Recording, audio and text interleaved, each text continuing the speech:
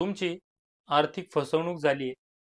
तुम्हाला एखाद्या व्यवहारामध्ये त्या ठिकाणी चुकीच्या पद्धतीने फसवलं गेले तर तुम्ही न्यायालयात दाद मागू शकता.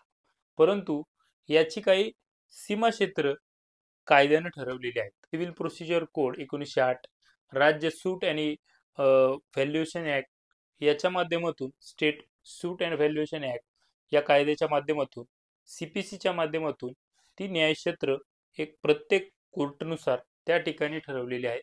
हीच न्यायक्षेत्राची मर्यादा आपण या व्हिडिओच्या माध्यमातून समजून घेणार आहोत.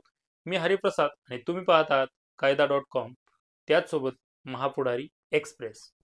मित्रांनो, प्रत्येक कोर्टाला त्याची मर्यादा असते. म्हणजे तुम्ही जर पाहिलं तर प्रत्येक कोर्टाला ज्युरिडिक्शन असतं. म्हणजे सीमेचं ज्युरिडिक्शन असेल, खटला चालवायचं ज्युरिडिक्शन असेल आणि इतर अशी 10 ज्युरिडिक्शन आहेत.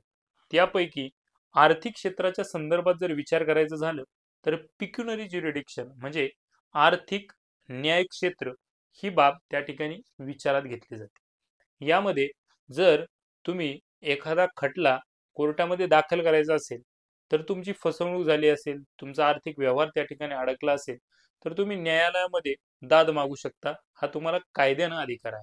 प्रोसिजर एस्टॅब्लिश बाय लॉ याच्यानुसार तुम्ही त्या ठिकाणी खटला चालवू शकता.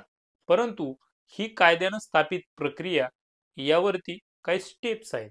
तुम्ही कोणत्या न्यायालयात तुमचा खटला दाखल करू शकता हे त्या ठिकाणी CPC मध्ये सांगितलेलं आहे. म्हणजे आर्थिक न्याय क्षेत्राचा जर विचार करायचा झाल्यास सर्वात महत्त्वाची पायरी येते दिवाणी न्यायालय वर्ग 2. त्यामध्ये तुम्हाला 5 लाखापर्यंतच्या मर्यादेचे खटले महाराष्ट्रात तुम्ही त्या ठिकाणी चालवू शकता. त्या न्यायालयामध्ये तुम्हाला त्या ठिकाणी ते खटले चालवण्याचा अधिकार CPC आणि स्टेट सूट अँड व्हॅल्युएशन ॲक्टच्या माध्यमातून दिलेला आहे. त्याच्यानंतर येतं ते वर्ग 1 दिवाणी न्यायालय.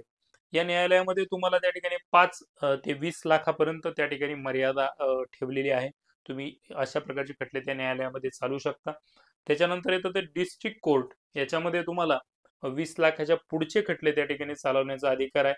आणि यानंतर तुम्हाला जर अपीलच जायचं झालं तर तुम्ही थेट राज्याचं जे हायकोर्ट असतं त्या हायकोर्टामध्ये जाऊ शकता आणि दाद मागू शकता.